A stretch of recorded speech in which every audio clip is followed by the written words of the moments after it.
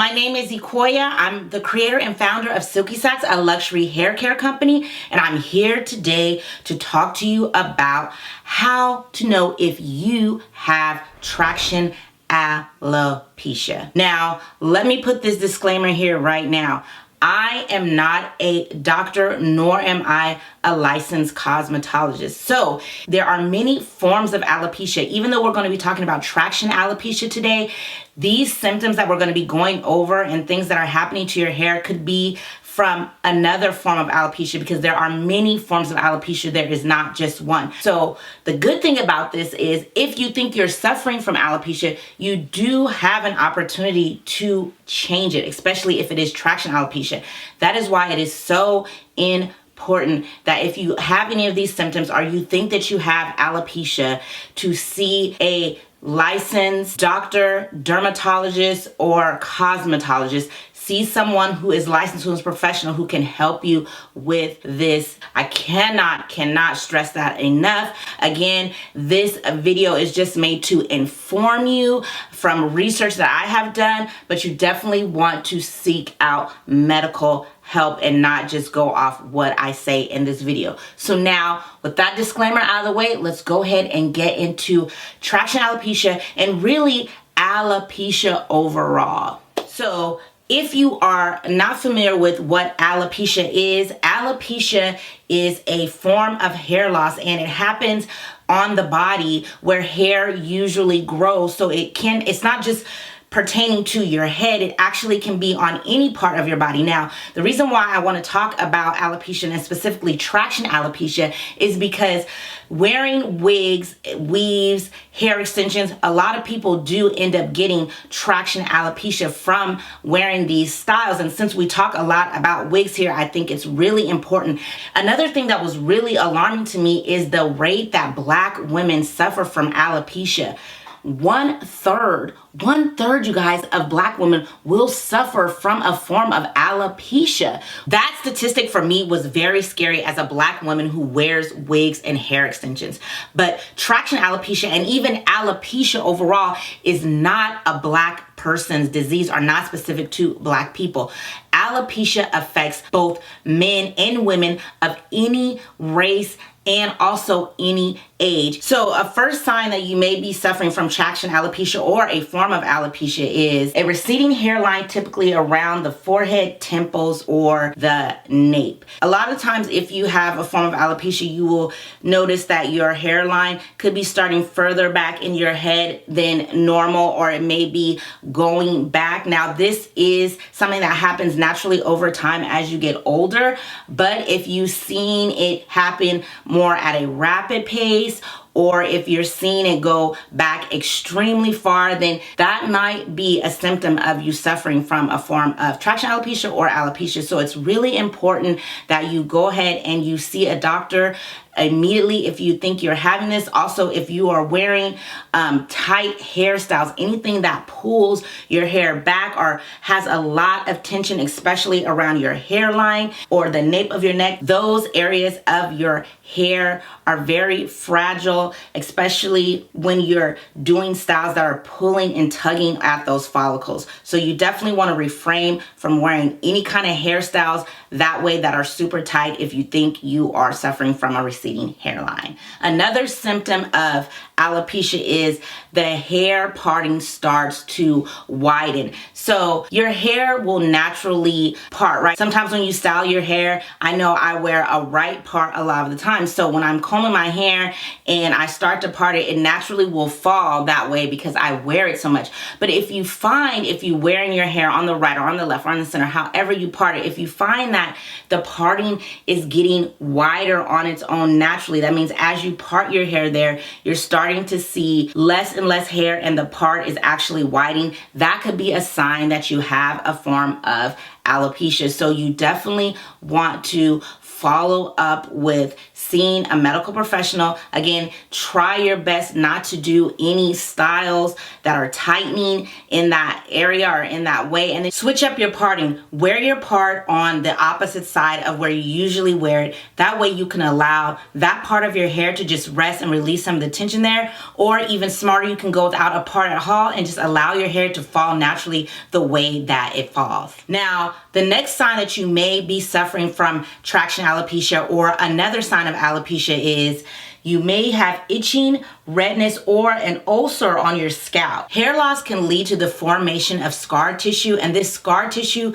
may begin to start itching. So the best thing that you can do is not scratch. Repeated and aggressively scratching your hair can damage the skin and the hair follicles. And this could lead to permanent hair loss, which is something you don't want. If you find yourself really having to scratch your head and it's bald in that area, I would seek out medical attention immediately, because you could be suffering from a very serious case of hair loss, and this scar tissue may not be reversible. Now, this next symptom, you may see this a lot, especially if you wear braids or super tight ponytails, and the symptom is a small pimple or pimples on your scalp or the back of your braids. So when you're getting your hair braided, or you're braiding your own hair, or even doing a ponytail, and you pull it really tight, sometimes you will see, especially around the nape of your neck or around where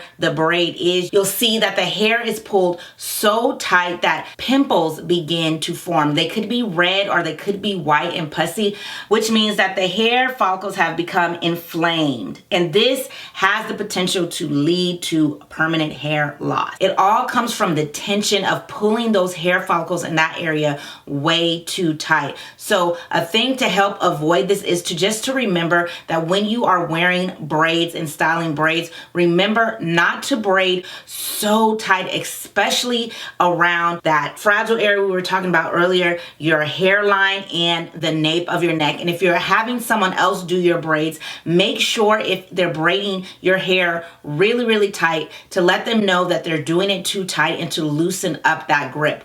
That tension over time, as it builds up, is definitely going to pull your hair and can end up in hair loss and even damage of those follicles where the hair may not grow back, especially if you're wearing these braids and ponytails over time a lot. So just be aware of how tight you are braiding or allowing someone to style your hair. Now, this next symptom, you may see this or experience this a lot, especially if you are wearing a lot of braids or ponytails and you're wearing them super tight, and that is patches of thin or broken hair in the places where hair was under strain. So like I was talking about earlier, when you are pulling your hair into a ponytail, or you're braiding your hair and you are braiding it very tight, especially around, again, that hairline and the nape of your neck, that hair is super fragile. Pulling that hair can end up in hair loss due to the tension and the tightness was there too long and over a greater period of time. Something that you can do to help avoid this is, when you do braid your hair, to put some oil around those edges and oil around your hairline, your nape, and around those braids to help keep it loose. Also, just loosen your hair up. Don't wear your ponytails or tight braids, etc. at night if you can help it. Take your hair loose and allow it to just relax and run free or fall freely as it falls, because again, tension over time, over and over again, is really what's going to lead to that traction alopecia. Now, this last symptom of traction alopecia, or it could be a symptom of another form of alopecia, is patches of shiny, scarred skin. Now, if you have any scarred skin patches on your scalp, this could be really serious, because this type of symptom could mean that you have scarring alopecia, and this again is a type of alopecia that may not be reversible. This shiny scarred skin indicates that there has been permanent damage to your hair and to the follicles, and a lot of times once a hair follicle is damaged, it cannot be repaired. So if you have this, again, I know it's redundant, but seriously, you need to seek out some type of medical professional as soon as possible so that you can look into maybe getting some type of treatment done. And last, you can visit NAAF.org. This is a national alopecia organization. They provide services for people suffering from alopecia. So if you already know that you have alopecia, you can connect with them. They have groups. They also have a lot of educational videos that are on there that can help you get through this situation the best way you can. So if you made it this far in the video and you haven't yet, please, I hope that you will consider hitting that subscribe button and then hitting the bell so to be notified whenever we drop a video. We drop these kind of videos here every Monday and Friday, and we also have another video that I think can help you if you wear wigs and hair extensions a lot. It is a video to let you know how you can still wear your wigs and weaves, but things that you can do to help fight against traction alopecia. And that video will be linked down in the description box below. If you're watching over on Facebook, hey, I love my Silky chicks over on Facebook too. Make sure you give this video a like. That will help me in the algorithm on both platforms, and it also will let me know that this video was helpful and that you did enjoy the video and you did like it. I will try to continue to make these educational style videos if I feel like it is helping you. So let's go ahead and like this video up. Also, go ahead and leave me a comment and let me know if this helped you, and any remedies that you know or anything that you may know that could be helpful to someone who may be suffering from alopecia. Please share it down in the comments below. I love my Silky Chick community here, and we're all here about helping each other. Our slogan here is better care is better wear, and that is the truth. So again, thank you so much for watching, and I hope to see you in the next video.